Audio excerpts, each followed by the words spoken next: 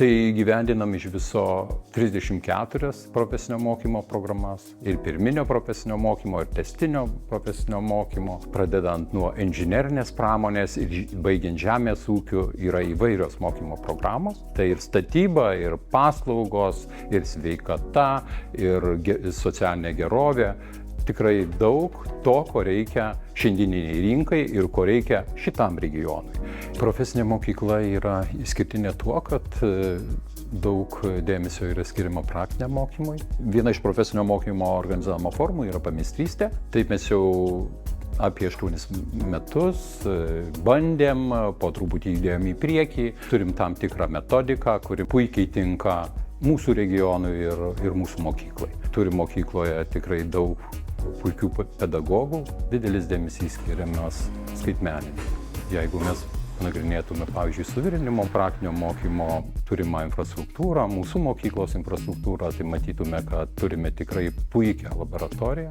Vieną drįsčiau teikti geriausių Lietuvoje. Čia kaip tik tai yra sektorinis praktinio mokymo centras. Tokioje infrastruktūroje vyksta ir nacionaliniai suvirintojų konkursai. Tai turi mokytis su ta įranga, kokia yra šiandieną įmonėse. Porą metų jie mokosi vidurinio mokslo ir nedaug profesijos. Ir jie įgyja jau pakankamai nemažai praktinių įgūdžių ir žinių tam, kad jie galėtų išdrįsti eiti į pameistrystę. Ir tokių atvejų turime gana nemažai, o ypatingai suvirinime. Ugnius turėjo motyvaciją, jisai čia mokėsi, atsiskaitydavo teoriją, o taip pat mokėsi to, ko jis negalėjo išmokti verslo įmonėje.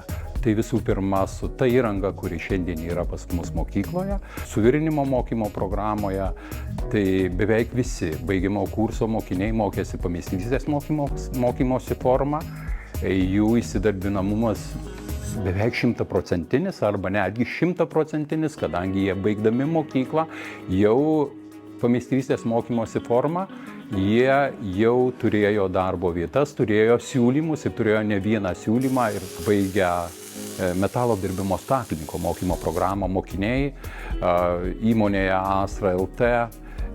Jau po metų jie dirbo su milijono vertės įranga, jis didžiavosi ir dabar didžiuojasi ir Astros gamykla, didžiuojamės ir mes.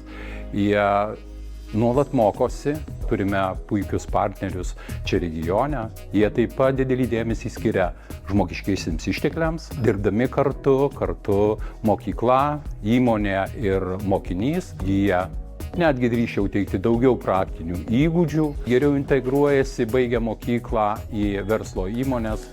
Tai manau, kad pameistrystė tikrai duoda didelę naudą. Jie daro karjerą per profesinį mokymą, per pameistrystę, per darbinę veiklą. Didžiuojuosi ir Ugnium, ir daugeliu mūsų mokinių, o taip pat ir visa mokyklos bendruomenė.